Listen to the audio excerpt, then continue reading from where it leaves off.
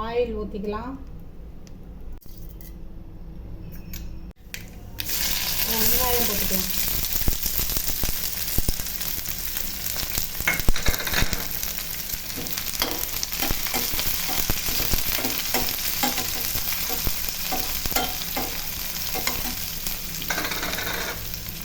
பச்சை மிளகா, கருவேப்பிலை,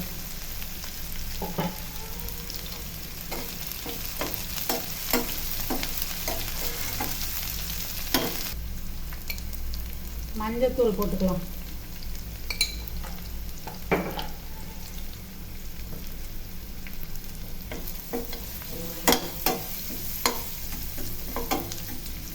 வாழைத்தண்டை போட்டுக்கலாம்.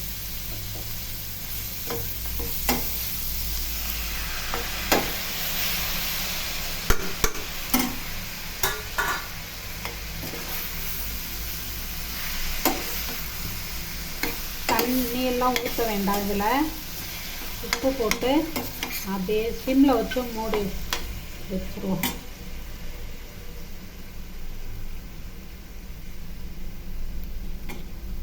இதுக்கு தேவையான அளவு உப்பு போட்டுக்கோங்க.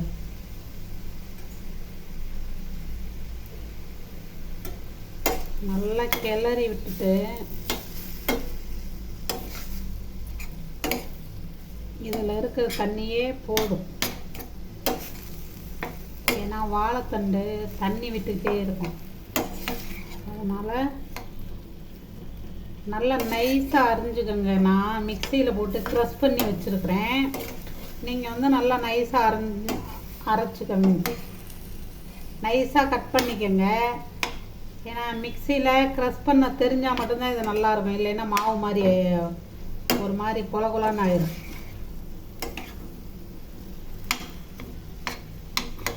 தெரிஞ்சவங்க க்ரஷ் பண்ணிக்கோங்க, இல்லையா நைஸாக கட் பண்ணிக்கோங்க.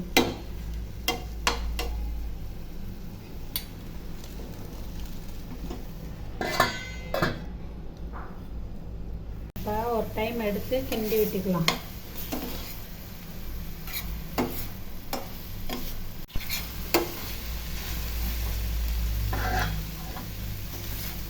ரசமியா சேனலை சப்ஸ்கிரைப் பண்ணுங்கள், லைக் பண்ணுங்கள், உங்கள் ஃப்ரெண்ட்ஸ் அண்ட் ஃபேமிலிக்கு ஷேர் பண்ணுங்கள். ரசமியா சேனலில் 6 விதமான சோப்பு போடுறேன். நல்ல ஸ்கின் க்ளோ ஆகும், ஒயிட்டனிங், பிரைட்டனிங், சூப்பரான சோப்புங்க. நீங்கள் மஞ்சுஸ்தா சோப்பு போடுறேன், ஆலோவேரா நீம் சோப்பு இருக்குது, பப்பாயா இருக்குது, ஆவாரம்பூ சோப்பு இருக்குது, குப்பைமேனி சோப்பு இருக்குது, கோகனட் பட்டர் சோப்பு இருக்குது. கோகனட் பட்டர் சோப்பில் வந்து பேபி சோப்பும் தனியாக பண்ணுறோம் நாங்கள். கோகனட் பட்டர் சோப்பு பெரியவங்களுக்கும் பண்ணுறோம். உங்களுக்கு எந்த சோப்பு யாருக்கு வேணுமோ ஸ்க்ரீனில் தெரிகிற வாட்ஸ்அப் நம்பருக்கு நீங்கள் மெசேஜ் பண்ணி வாங்கிக்கோங்க. வாங்கினவங்க எல்லாருமே நல்ல ரிவ்யூ கொடுக்குறாங்கங்க. சூப்பராக இருக்குது சோப்பு அப்படின்னு. ஃபஸ்ட்டு ஒன்று வாங்கினவங்களாம் இப்போ மாதத்துக்கு தேவையானது வாங்கிக்கிறாங்க. ஃபேமிலிக்கு என்ன தேவையோ சின்ன குழந்தைங்களுக்குள்ள சோப்பு வந்து தனியாக சொல்லிடுறாங்க, பேபி சோப்பு கொடுங்க அப்படின்னு.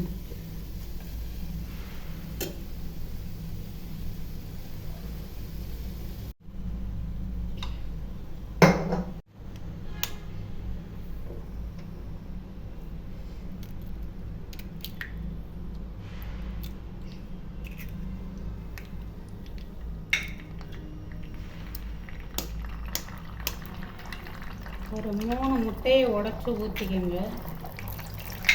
அதனால் கிளற முடியாது அப்படின்னா நீங்கள் நல்ல முட்டையை அடிச்சுட்டு உப்பு போட்டு அடிச்சுக்கோங்க. லைட்டாக உப்பு போடுங்க, ஏன்னா பொரியல்லையும் உப்பு இருக்கும்.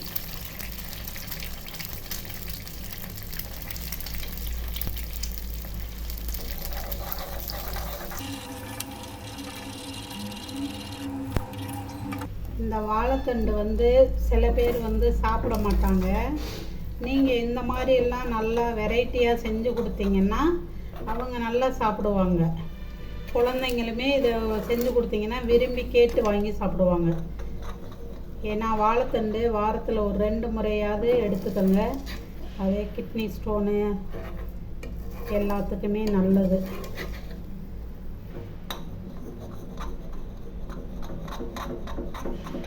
வந்தவங்களும் சாப்பிடலாம், வராதவங்களும் சாப்பிடலாம்.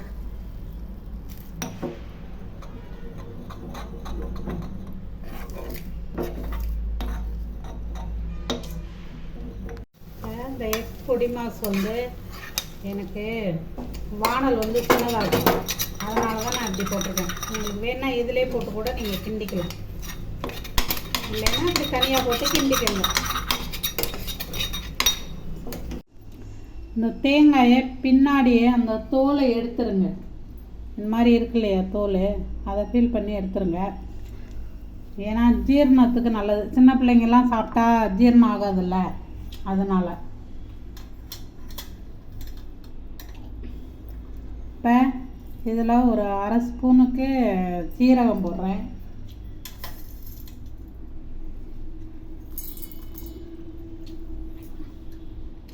மிளகு போட்டிருக்கிறேன்.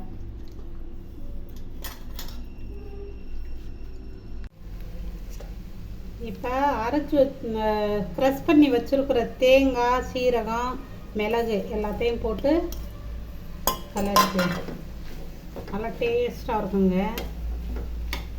உங்களுக்கு வேணுன்னா பச்சை மிளகா கூட நான் எனக்கு அரிஞ்சு போட பிடிக்கல அப்படின்னா இதோட கூட நீங்கள் க்ரஷ் பண்ணிக்கங்க. அது வாயில் எல்லாம் கடிபடாது இல்லையா, அதனால். குழந்தைங்கன்னா பச்சை மிளகா வேணான்னா விட்டுடுங்க. இதோட இல்லை நல்லா காரசாரமாக சாப்பிடுவோம் அப்படின்னா பச்சை மிளகாயும் போட்டுடுங்க. பச்சை மிளகா போட்டால் கொஞ்சம் வாசனையாக நல்லாயிருக்கும், அந்த வாசனை. இப்போ இதில் கொத்தமல்லி தழை இருந்தால் போட்டு இறக்கிக்கங்க. இப்போ என்கிட்ட கொத்தமல்லி தழை இல்லை. இப்போ நல்லா எக் பொடி மாஸ் பார்த்திங்களா, சூப்பராக இருக்கும். சாதத்தோட சப்பாத்தி எல்லாத்துக்குமே வச்சு சாப்பிடலாம், சூப்பராக இருக்கும். நீங்களும் செஞ்சு பார்த்துட்டு கமெண்டில் சொல்லுங்கள்.